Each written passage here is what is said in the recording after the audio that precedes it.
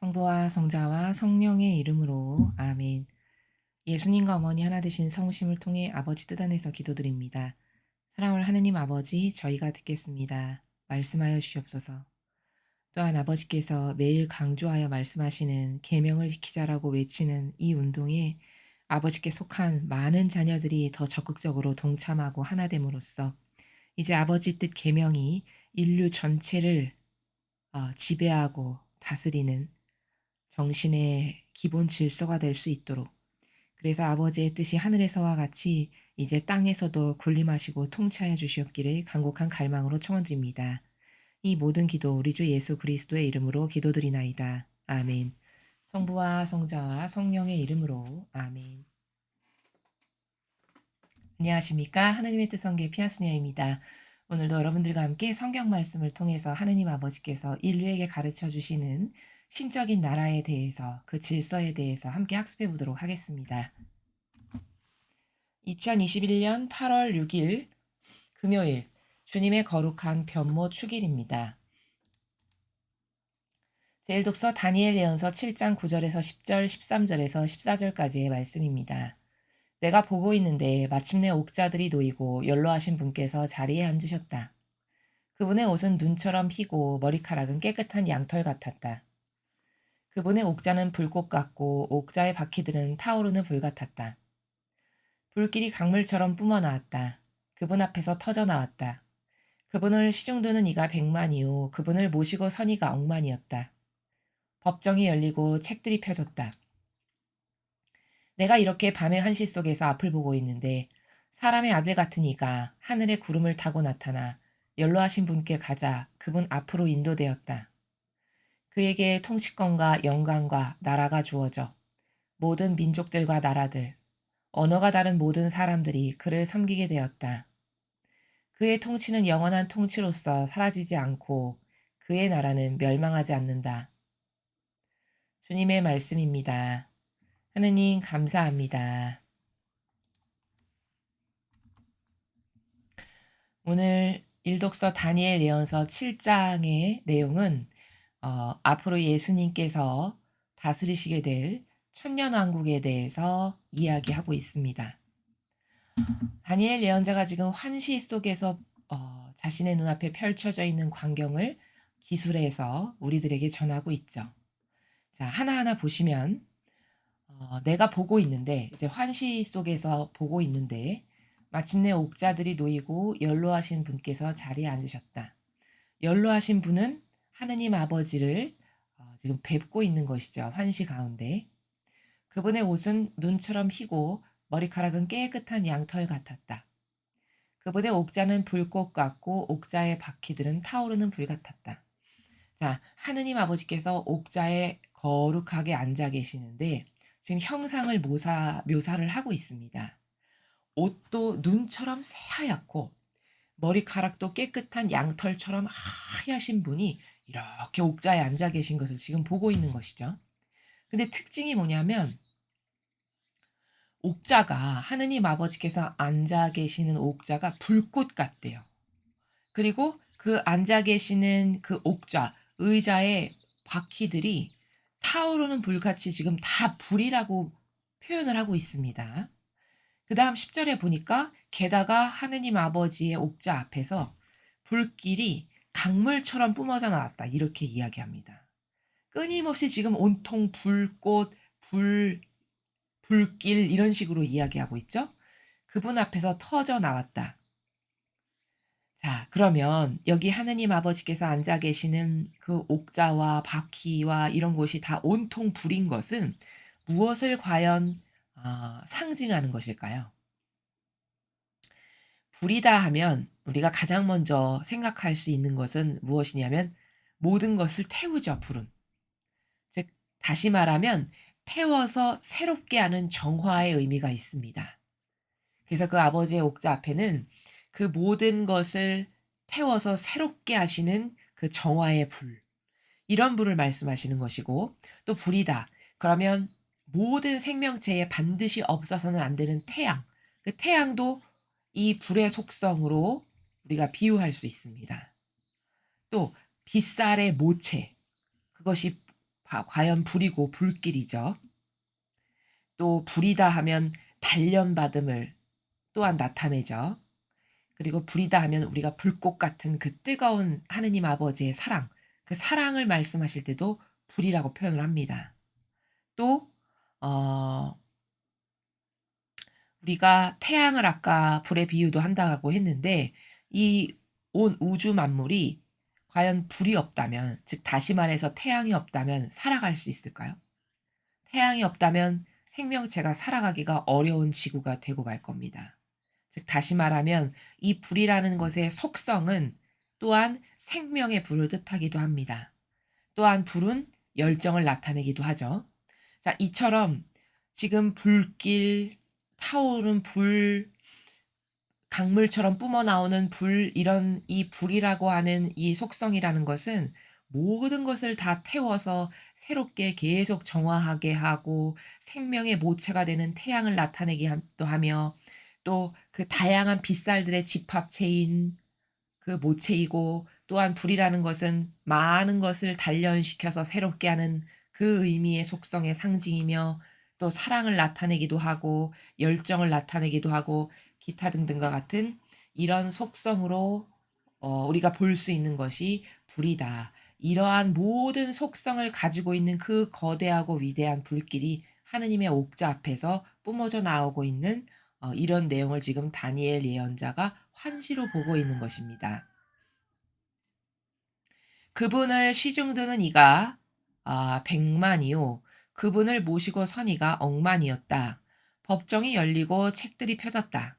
자, 지금 천상의 아버지께서 앉아 계시는 옥자를 보며 또 법정이 열리고 책들이 펴졌다라는 건 이제 심판이 있으려고 법정이 열리고 있고, 책들이라는 것은 생명의 책이 이제 각각의 개인마다 이 지상에서 과연 아버지를 위해서 하느님의 뜻을 이루기 위해서 무엇을 행했나라고 하는 그 생명의 책들이 펴지고 있음을 우리가 지금 바라보고 있습니다.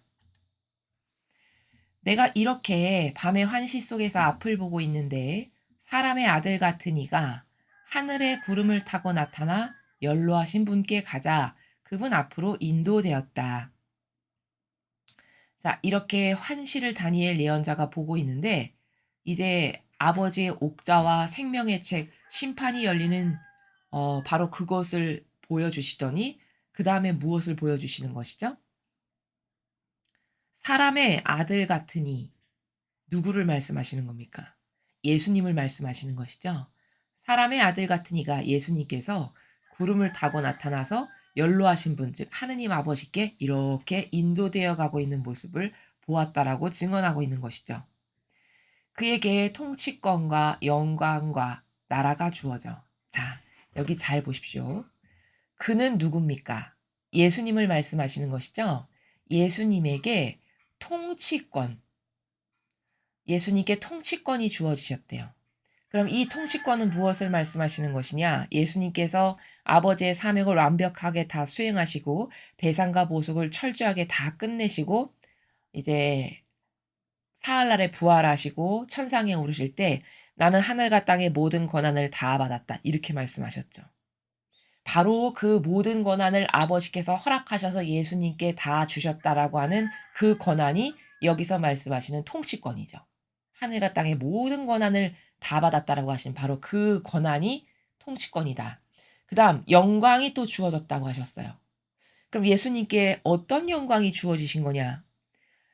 자, 아버지의 자녀들이 죽어가는 것을 어 그냥 두고 보실 수가 없어서 자언하셨죠. 제가 있지 않습니까? 저를 보내주십시오, 아버지. 하셔서 자원하셔서 이 세상에 오셔서 그 인간이 지은 수억만 가지의 죄악을 단 하나도 남김없이 예외됨 없이 속성별로 완벽한 배상과 보속을 하셨습니다. 그리고는 십자가에 못 박히시고 돌아가셔서 마지막 순간에 이렇게 말씀하시죠. 이제 다 이루었다. 이게 뭘까요? 하시고자 하시는 사명을 완벽하게 다 수행하셨음을 고백하시는 것이죠. 이제 다 이루었다. 아버지가 원하시는 뜻? 그래서 그 아버지가 원하시는 뜻은 죽어가는 자녀들을 구하시는 거였는데 그 구원 사업을 위해 나는 모든 것을 피 한 방울 물 한 방울까지도 남겨놓지 않고 다 쏟아서 완벽하게 다 이루었다라고 이렇게 말씀을 하십니다. 바로 그러한 예수님의 순환과 죽음과 고통 그리고 그것 이후에 이어진 부활 사건에 이르기까지 아버지의 영광이 예수님의 이 일련의 모든 사명을 완벽하게 수행하시는 과정을 통해서 아버지의 영광이 드러나신 것이죠.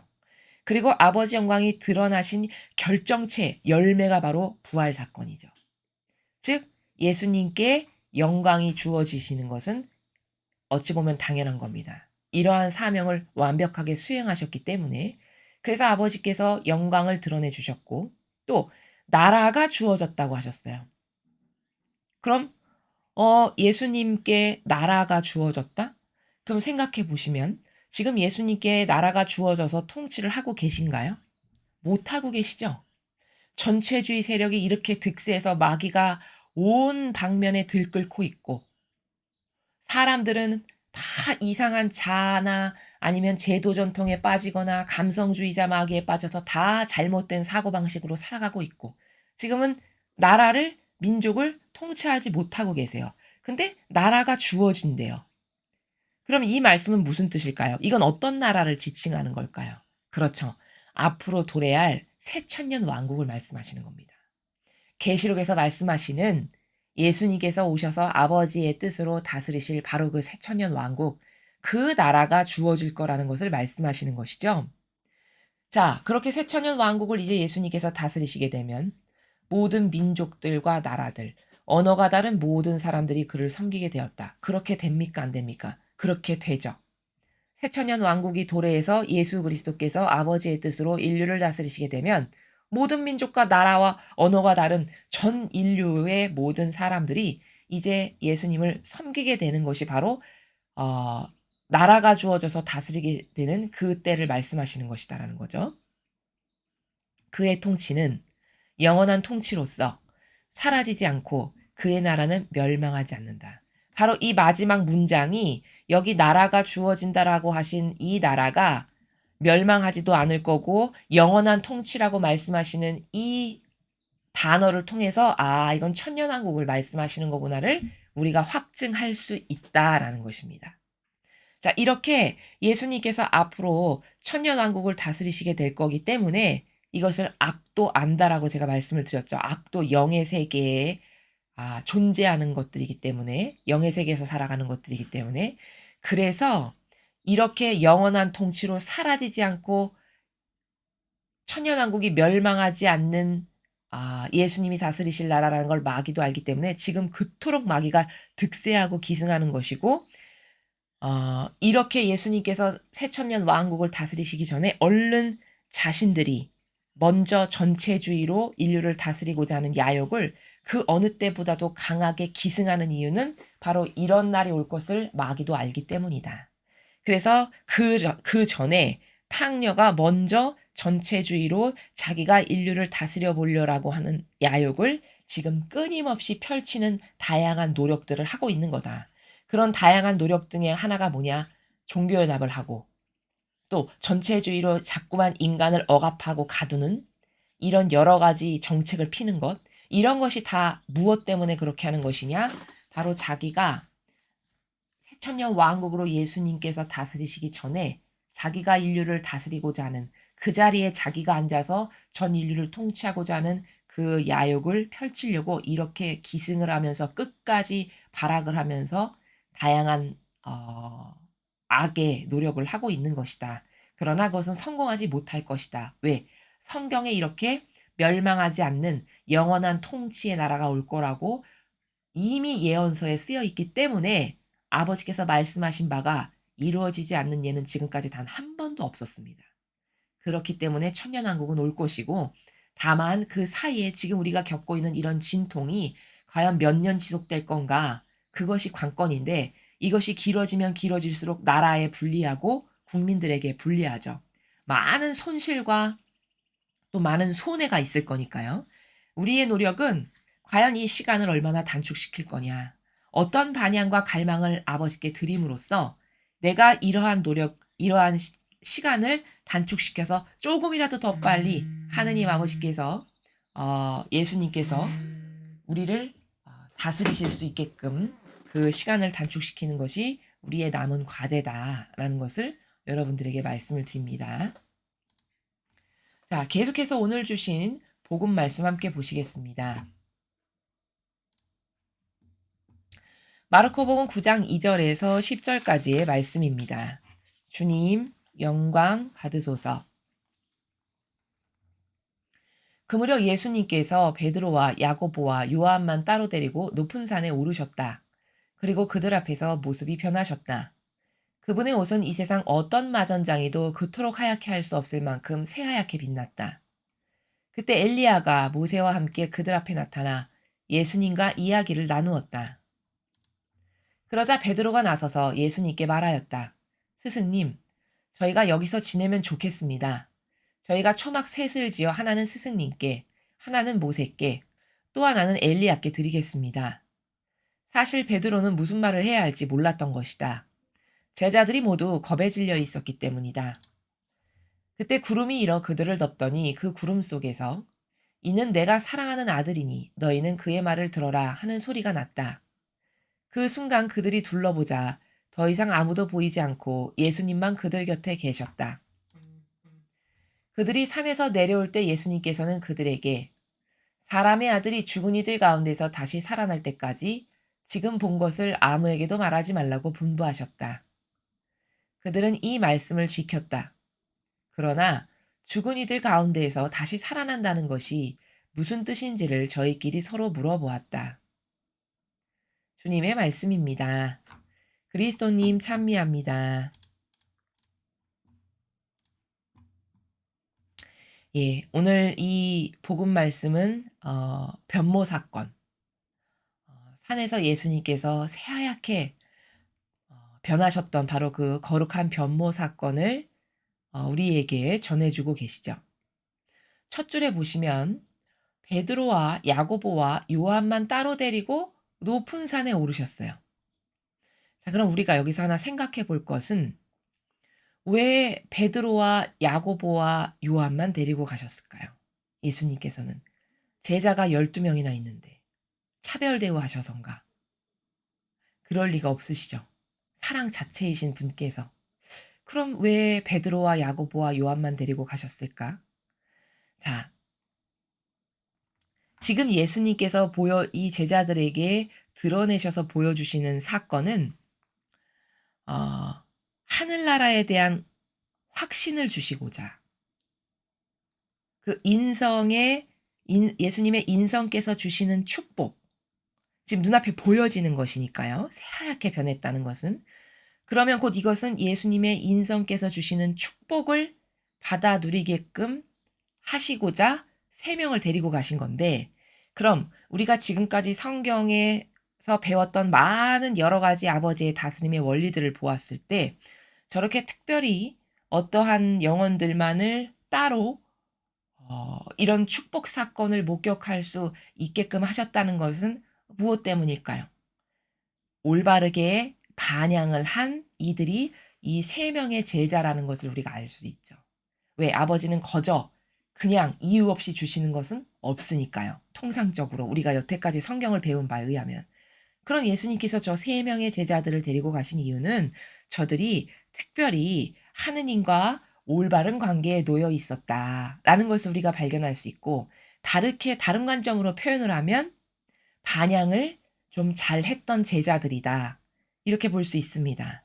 자, 이것을 예수님의 입장에서 설명을 드리면 예수님을 이 3명의 제자는 진짜 사랑했던 제자들이다. 즉 예수님과 하나 됐었던 제자들이다. 그래서 이들을 특별히 데리고 가셨다. 이렇게 확인할 수 있다라는 것이죠.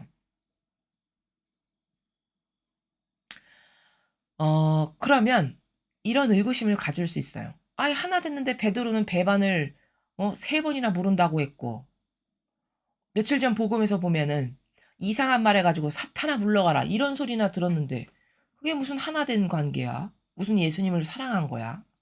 이렇게 생각할 수가 있겠죠? 베드로 사도에 대해서 조금 더 말씀을 드리면 베드로 사도가 예수님을 사랑하지 않았던 건 아니죠. 여러 군데서 예수님을 진짜 사랑했음을 우리가 볼 수 있어요. 그 집 지어 드리겠습니다 했을 때 오늘도 이게 바로 그 내용인데 이 복음에선 나오지 않지만 다른 부분에서는 "사탄아 물러가라." 말씀하시는데 제가 집을 지어 드리겠습니다. 이런 표현이라든가 혹은 "주님, 주님이시면 저더러 물 위로 걸어오라고 하십시오." 이렇게 가장 먼저 그런 발언을 했던 이런 것들은 다 뭘까요? 예수님을 사랑한다는 반증입니다. 물론 베드로 사도의 부족함은 뭐냐면 그게 인성적인 사랑이었다는 것이 조금 부족했던 것이죠. 그게 신성의 차원의 나라에서 본질의 나라에서 예를 들면 성모님께서 예수님을 사랑하셨던 그 정신 세계에서 사랑을 했다면 그 사랑의 순도와 질이 조금 더 양질의 것으로 사랑을 드렸을 수 있었겠으나 베드로 사도나 이런 다른 사도들은 아직 그런 신성의 나라라고 하는 관점을 이 시대에는 아직 몰랐던 시대입니다. 영성의 한계가. 그렇죠. 그 신성의 나라라는 것은 이 성화 시대에 살아가는 우리에게 아버지께서 지금 오픈해서 가르쳐 주시는 그런 나라이기 때문에 이런 신약 시대에는 아직 그런 차원의 나라가 무엇인지 잘 몰랐던 이런 시대란 말이죠. 그러니까 베드로 사도가 할 수 있었던 반향은 자신의 인간적인 사랑을 예수님께 드릴 수 있는 게 그게 다였단 말이죠. 그러니까 그러한 한계성 가운데 예수님을 사랑했다라는 것을 예수님도 잘 아신단 말이죠. 바로 그랬기 때문에 그 베드로 사도의 예수님과 하나됨은 물론 질적으로 떨어지고 부족한 점이 있으나 그렇다라고 해서 베드로 사도가 예수님을 사랑하지 않은 것은 아니었다는 것을 우리가 성경의 여러 군데에서 볼 수 있었다라는 것. 그럼 그 사랑이 가짜냐? 가짜다라고 말하기보다는 그게 진짜 예수님을 사랑했던 베드로 사도의 마음이었는데 이 베드로 사도에게 인간적이다라고 하는 차원의 나라밖에는 없었기 때문에 그 사랑의 질이 순도가 좀 떨어졌었다. 이렇게 보는 것이 성경적 관점으로 올바르게 보는 것이다라는 점입니다.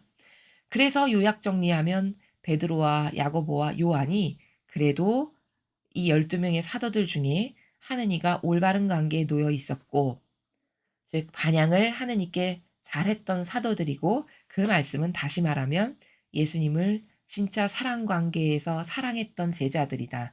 그래서 그 올바른 반향을 한 제자들을 데리고 변모 사건을 보여주시러 그 축복의 동참함으로 나눠받을 수 있게끔 데리고 가셨다. 이렇게 볼 수 있다는 겁니다.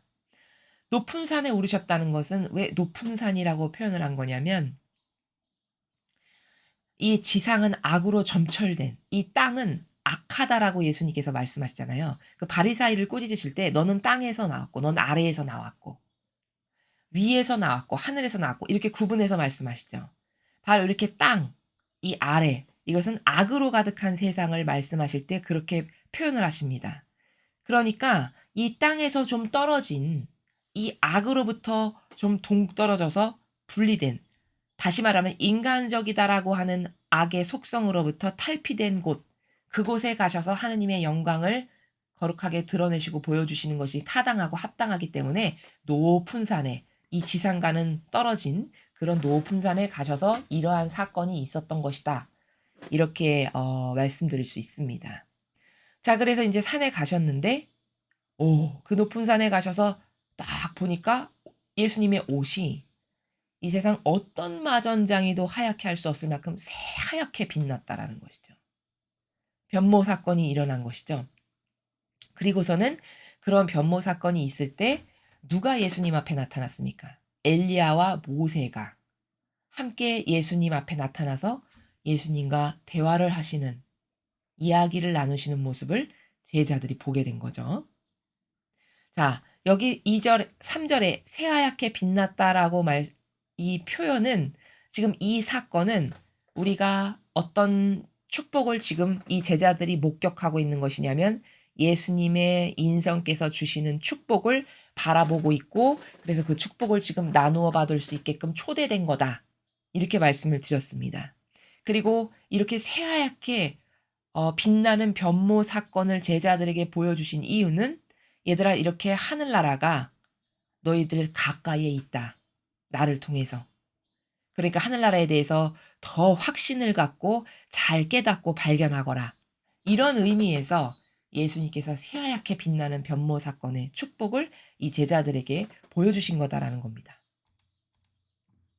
자, 그래서 이런 일이 막 자신들 앞에 막 펼쳐지니까 베드로 사도가 예수님께 뭐라고 말씀하셨어요. 저희가 여기서 지내면 좋겠습니다. 스승님. 저희가 초막 셋을 지어서 하나 스승님께, 하나는 모세께, 하나 엘리야께 드리겠습니다. 그러면서 6절을 보십시오. 사실 베드로는 무슨 말을 해야 할지 몰랐던 것이다. 제자들이 모두 겁에 질려 있었기 때문이다. 자, 여기 6절의 행간을 통해서 베드로 사도의 성격이 드러납니다. 5절, 6절을 통해서. 그러니까 지금 이런 상황이죠. 생전 단 한 번도 보지 못한 사건이 눈앞에 벌어지고 있어요. 인간적 차원에서는 도저히 저런 것이 불가능하고 지금 내가 뭘 보고 있는 건가? 이렇게 멍한. 그리고 사실 겁에 질리기도 한. 이게 뭐지? 왜 그 무리를 걷던 사건도 유랑이다 그러면서 두려워했죠, 제자들이. 그게 뭐냐면 자신들의 인간적인 사고방식으로는 도저히 납득이 안 되고 이해가 안 되는. 웬 사람 같은 사람 같기도 한데 무리를 걸어오는 것을 보니까 이게 초자연적인 이런 현동을 보고는 깜짝 놀라고 확 두려움에 사로잡히는 이런 순간들이 제자들에게 문득문득 있었음을 우리가 복음에서 확인을 하죠. 지금도 똑같은 순간이에요. 그러니까 갑자기 초자연적인 현상이 눈앞에 드러나니까 겁도 나면서 갑자기 두렵기도 하면서 근데 어색하고 이상해. 왜? 평상시에 있지 않는 환경에 지금 사로잡혀 있는 거거든요. 그러니까 베드로 사도가 그냥 아무 말이나 하는 거예요. 이 어색한 분위기 이런 데서 좀 탈피해 보고자 이런 말을 하는 거죠. 그것을 바로 6절에서 말씀하시기를 도대체 무슨 말을 해야 할지 잘 몰라서 자기도 모르게 그냥 이런 말을 막 한 거예요. 근데 문제는 베드로 사도가 이런 말을 하자 바로 무슨 일이 벌어졌냐? 구름이 일어서 사도들을 덮어버렸어요. 제가 이거 다른 강에서 말씀드렸지만 이때 갑자기 구름을 일어서 사도들과 예수님을 분리시켜서 확 덮어버린 이유는 왜라고 그랬죠. 인간적인 것과 지금 베드로 사도가 이야기하는 나라는 순전히 인간적인 차원의 나라에서만 말을 하는 거죠. 물론 예수님을 사랑하니까 이렇게 여기다 집을 지어서 여기서 좀 편안하게 쉬었으면 좋겠다. 맨날 집 한 칸 없이 여기저기 떠돌이처럼 돌아다니시고 어디 가서 이렇게 얻어서 밥도 겨우 연명해서 드실 만큼이고 이런 게 보기가 안 좋았겠죠. 안타깝고 안쓰럽고. 그냥 인간적인 마음으로 사랑을 했던 건 맞아요. 그러니까 5절도 예수님을 사랑했기 때문에 제가 집 지어드릴게요, 주님. 여기서 좀 편히 지내시면 어떨까요? 이 마음에서 말씀을 드린 거거든요.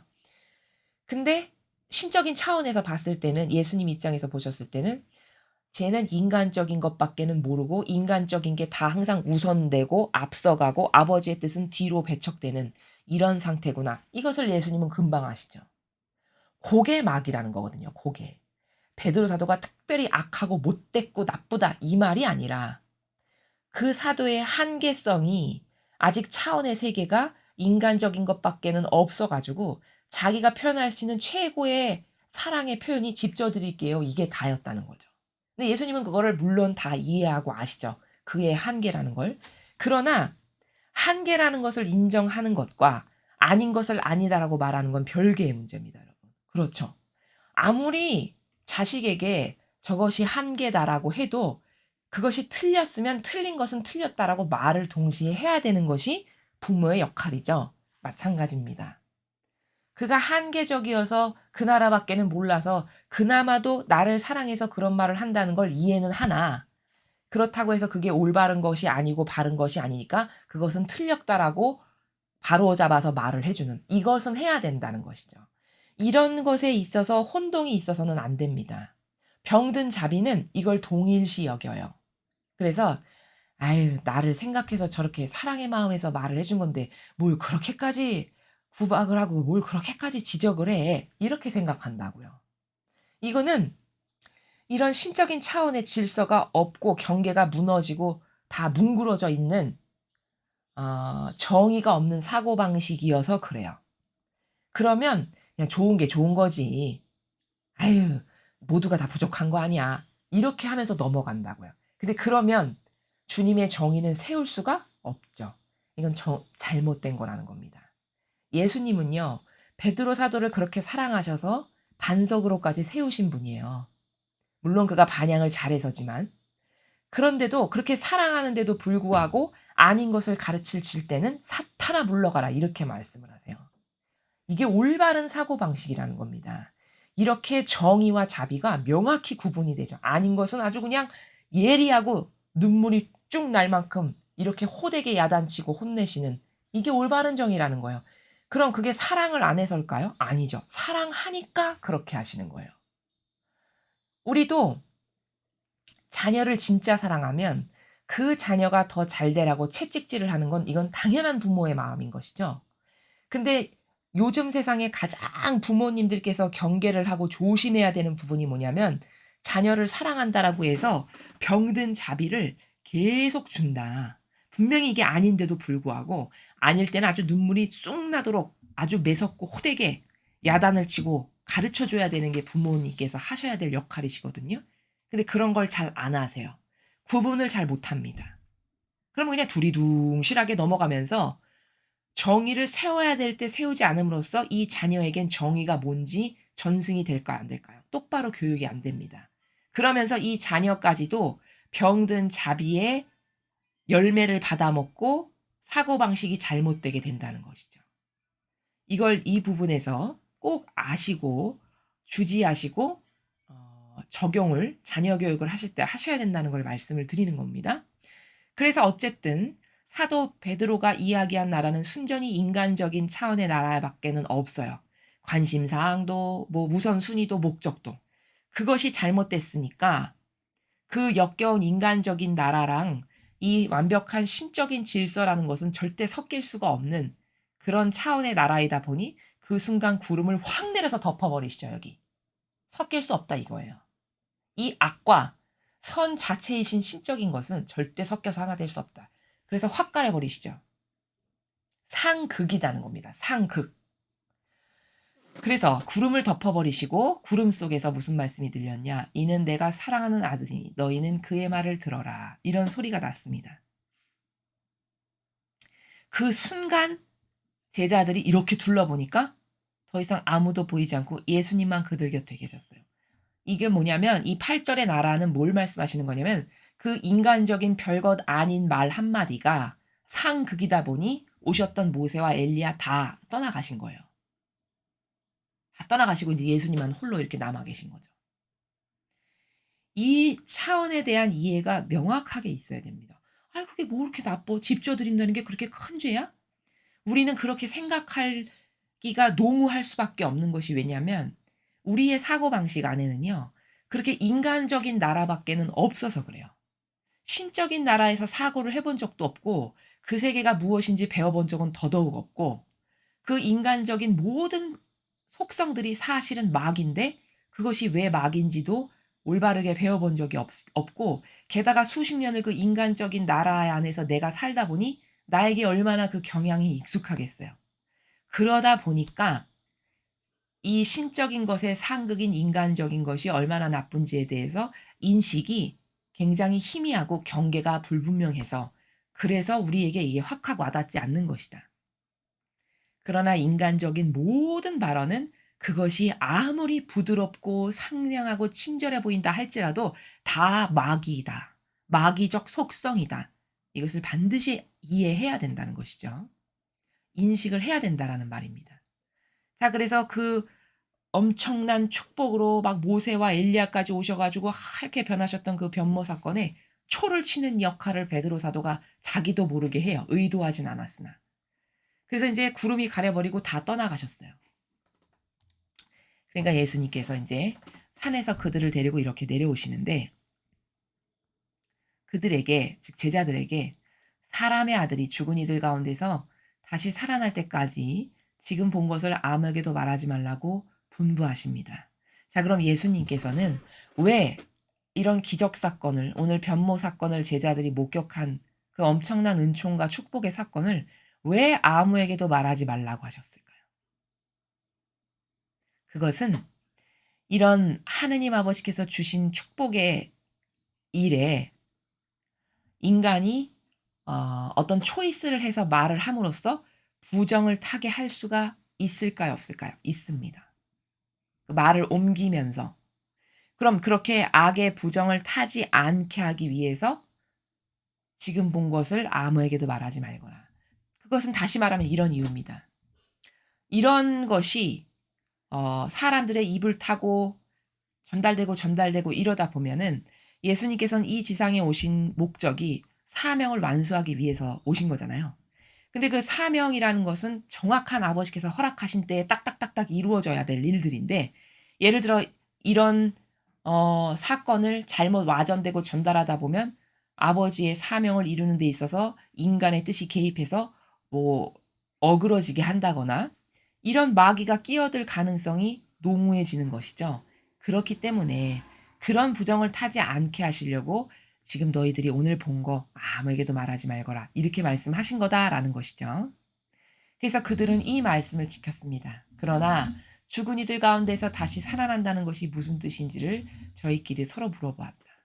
그러니까 제자들은 예수님하고 저렇게 동고동락하면서 함께 다니고 배웠지만 예수님께서 진짜 사실적으로 돌아가셔서 부활하실 거라는 것에 대해서 굉장히 막연했음을 알 수 있어요. 10절에서. 그것을 사실적으로 받아들이거나 인식을 하지 못했고 이 제자들이 되게 막연하고 피상적이고 무슨 말인지 잘 이해를 하지 못했던 것이죠. 그 내용을 우리가 10절에서 확인해 볼 수 있다라는 점입니다. 자, 그래서 오늘 복음 말씀은 예수님의 이 변모 사건, 이 변모 사건을 통해서 우리가 반드시 꼭 하나 알고 넘어가야 되는 내용은 인간적인 것과 신적인 것은 절대로 섞일 수 없는 상극이다. 상극. 신적인 것이 온통 아버지의 뜻이라는 그 신적인 것이 선을 이루기 위한 것이라면 인간의 뜻이라는 것은 그것이 겉으로는 아무리 착하고 좋아 보인다 한들 다 마귀의 충직한 도구요 종으로 쓰이는 데밖에는 필요치 않은 것이다. 이것에 대한 명확한 인식이 있어야 한다는 사실이고 일독서를 통해 우리 다니엘 예언서를 통해서는 천년 왕국이 이렇게 도래할 것을 벌써 약 2500년 전 다니엘 예언자를 통해서도 이렇게 선언적으로 말씀하셨음을 우리가 오늘 보고 깨닫고 확인하고 있다라는 점입니다. 그래서 오늘도 우리가 복음과 또 일독서를 통해서 배운 것을 우리의 사고 방식으로 적용해서 일상생활에서 살아가실 때 많은 경우에 분별을 해야 되거나 무엇인가 결정을 해야 될 때 여러분께서 쓰실 수 있는 유용하게 쓰실 수 있는 그런 분별의 도구들이 되었으면 좋겠습니다. 또한 공지사항을 말씀드리면 저희 사명은 아버지께서 7월 20일 메시지에서 말씀하신 진리의 군대를 모집해서 하나 되어라 라고 하신 그 말씀을 받들어서 진리의 군대에 자원하실 분들을 모집하고 있습니다. 이것은 언제까지 다 기한이 정해져 있는 것도 아니고 어떤 특별한 자격 조건이 있는 것도 아닙니다. 열정과 성실함, 그것만 있으신 분들이면 누구나 다 지원 가능한 일이니까 해외에 사시는 분들도 당연히 지원 가능합니다. 그러니까 저희 하단부에 쓰여 있는 그 이메일 주소로 많은 분들이 더 적극적으로 참여하셔서 이 군대의 군사들에게 아버지께서 주시고자 하시는 축복을 많은 분들이 더 받아 누릴 수 있게 되셨으면 좋겠습니다. 이상으로 2021년 8월 6일 금요일 주님의 거룩한 변모 축일 복음 해설을 마치겠습니다. 감사합니다.